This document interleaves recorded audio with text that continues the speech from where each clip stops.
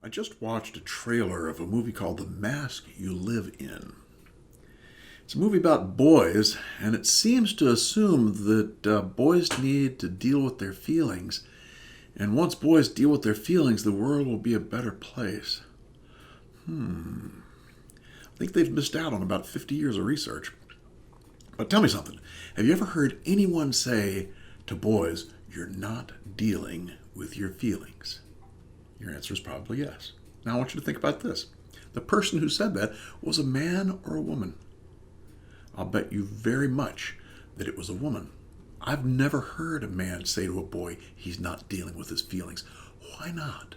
Why don't men say that to boys? They don't say it to boys because they were a boy. They knew what it was like to be in a boy's body. They knew what it was like to deal with feelings when he was little. And boys don't deal with emotions like girls do. Jeez, it's pretty daggone simple. Anyway, watching this movie, or watching the trailer, it made me think of the last, maybe 30 or 40 years ago, when the idea was we need to send gay people into therapy. We need to send gay people into therapy so we can make them straight. There was absolutely that. The mask. They have this mask of homosexuality. We need to help them take the mask off so they can be really heterosexual. And I think the same mistake is being made today with boys. They are what they are. We know now that no matter how much therapy you give boys, they may be in touch more with their feelings, but they're still going to be boys. That's the way they are. And boys deal with emotions very differently than girls. The Shelley Taylor material.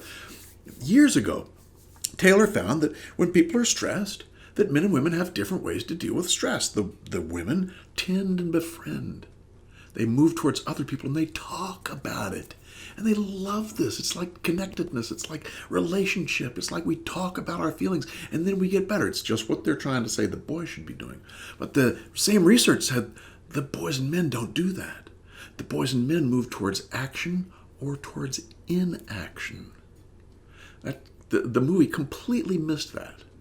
The other thing is the Panksepp material. Jaak Panksepp is a affective neuroscientist, and he has literally mapped out the 7 emotional systems in the brain.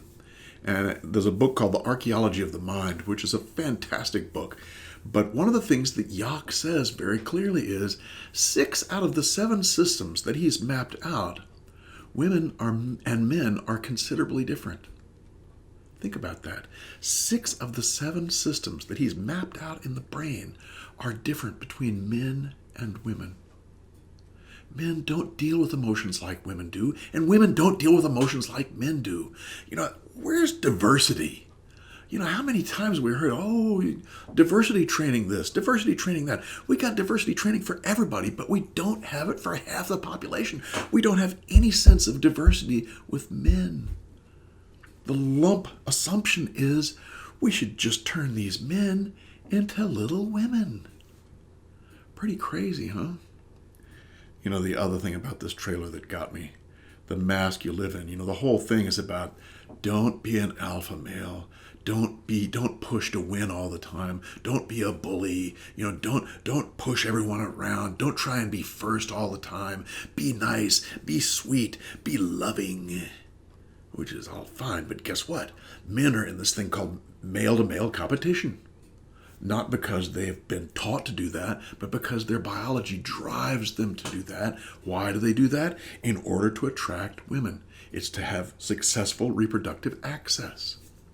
This is something that's happened with all kinds of animals, mammals, primates, humans, even birds. Gosh, the bowerbirds.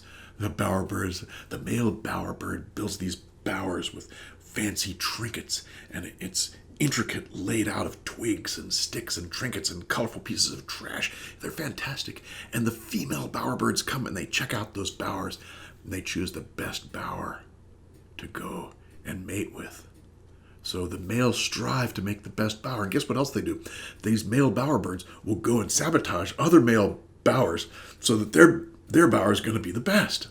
So they compete hard for the females, just like men in our culture compete hard for the females. That's just the kind of the way it is. the whole thing about choosers and competers. In animal populations, the sexes are always split, at least in mammals and primates, where there's one sex that's the chooser and one half that's the competitor. The chooser is the one that spends the most time in child care, in child rearing. And so the competitor competes for this person who's the chooser to be able to take care of their offspring. And so they compete and try and make this chooser choose them. Same thing in human populations, except it's just more complicated. The males are striving to get the chooser, the female, to choose them. Same thing, only different. So the alpha males are pushed down. This is a terrible thing to be an alpha. But wait a minute. There's two producers in this film, Maria Shriver and Jennifer Sebald. And, who did they choose to be married to? Guess what? Maria Shriver married Arnold Schwarzenegger. You couldn't get more alpha than that. Champion, bodybuilder, movie star, the Terminator. How much more alpha could you get? So she is choosing an alpha, but she's telling these boys, don't be an alpha. And Jennifer Sebald, guess what? She chose an alpha also. The mayor of San Francisco. Then he went on to be lieutenant governor of California. Definitely an alpha, don't you think? So it made me wonder, were they marrying the mask that they're talking about now? I think so. And also, maybe it would have been better if they had, instead of trying to tell boys to be different, if they had gone to the girls and maybe help them teach them about choosing a little differently. Because if women would choose the non-alpha, if women would choose the male that's sensitive, then males would strive to be more and more sensitive every day in every way. But no, they didn't teach the females to choose differently. They're trying to change the males. And so it goes, another saga. And let us not forget, the most important thing of all is men are good.